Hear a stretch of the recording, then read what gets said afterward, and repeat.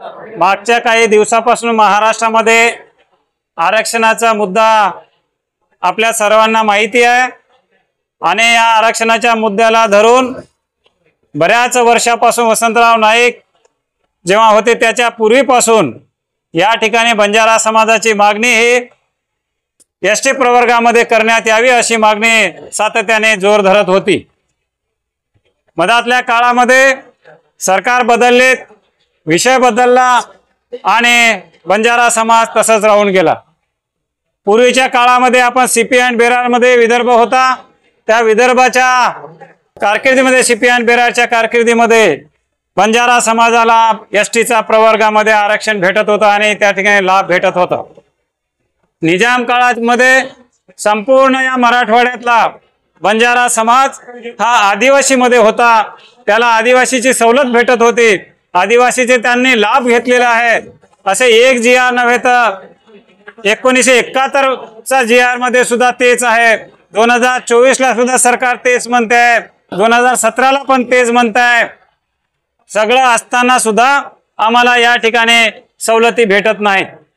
या ठिकाणी मराठा समाजाला जवळपास 58 लाख इतक्या नोंदी या महाराष्ट्रामध्ये देण्यात आलेल्या आहेत आणि त्याचा आधार म्हणून काल जे GR निघाला आपण बघितलं असेल, महाराष्ट्र सरकारने या ठिकाणी 58 लाख नोंदी सापडलेल्यांच्या सर्वांना व्हॅलिडिटी देण्यात यावा असं एक GR काढलं, सगळे सोयऱ्यांना देण्यात यावा असं एक GR काढलं आणि आम्ही असं म्हणतो आम्ही सुद्धा त्या GR मध्ये त्या गॅजेटमध्ये हैदराबादच्या गॅजेटमध्ये आमचं तर स्पष्ट असं लिहून आहे त्या ठिकाणी की आम्ही आदिवासीमध्ये आहो, आम्ही ट्राईबमध्ये आहो, आमची बोली भाषा एक आहे, आमचं ड्रेस एक आहे, आमचं खाणं पिणं एक आहे, आमचं आणि या ठिकाणी आंध्र प्रदेश आणि तेलंगणाच्या लोकांसोबत रोटीबेटीचा व्यवहार आहे।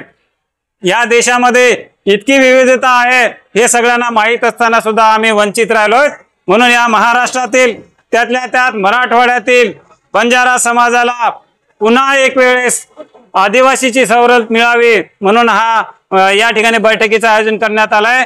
उद्यापासून तालुक्याच्या बैठका असतील, तालुक्यावर मोर्चे असतील, जिल्ह्यावर मोर्चे असतील, जिल्ह्याचा मोर्चा किमान 2 लाखाचा असेल आणि मराठवाड्याचा मोर्चा किमान 20 लाख लोकांचा असेल, एवढी तयारी या ठिकाणी या समाज बांधवांच्या वतीनं सर्वांच्या वतीने या ठिकाणी केलेलं आहे। या मोर्चाचं नेतृत्व आता कोणत्या नेत्याला करता येणार नाही, कोणत्या साधू संताला करता येणार नाही, कोणत्या पुढाऱ्याला करता येणार नाही। हे मूवमेंट, ही चळवळ आणि हा आंदोलन संपूर्णपणे तांड्यातल्या वाडीमध्ये राहणाऱ्या गोरगरीब बंजारा समाजाचे कार्यकर्ते करणार आहेत, एवढेच या ठिकाणी सांगतो। जय हिंद, जय ओबीसी, जय बंजारा।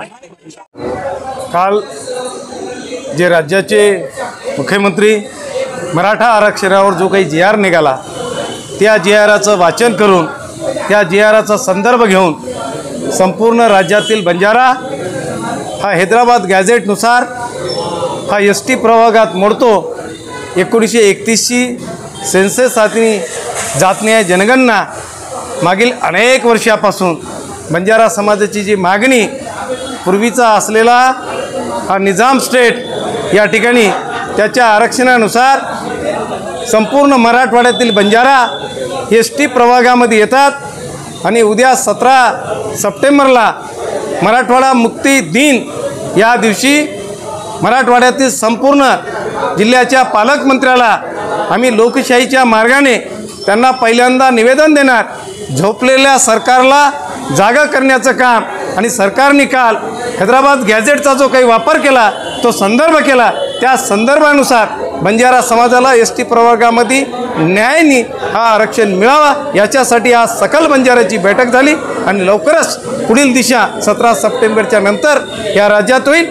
या राज्यातील सरकार कोणाचंही असो, जर बंजारासोबत धोकाधडी केली तर उद्याचं वाघच हा रक्त पितो, बंजाराच हा रक्ताची सळोई करून खाणारा हा समाज आहे। जर आमच्यासोबत 1931 पासून आणि विमुक्त जाती आणि भटक्या जमातीत मोडणारा हा बंजारा समाज आहे। आमच्यावर लावले 1857 पासून गुन्हेगारी ट्राईब हा कायदा आणि जी आर म्हणतोय 31 ऑगस्ट 1952 आम्ही स्वतंत्र झालो आणि उद्या 17 सप्टेंबरला मराठवाडा मुक्ती दिन या राज्यातील संपूर्ण पालकमंत्र्याला मराठवाड्याचा लोकशाहीच्या मार्गाने निवेदन देणार आणि याची जर दखल नाही घेतली तर राज्याच्या कुठल्याही मंत्र्याला ह्या राज्यभर आणि जिल्ह्यात फिरू देणार नाही ही बंजाराची ललकार आहे.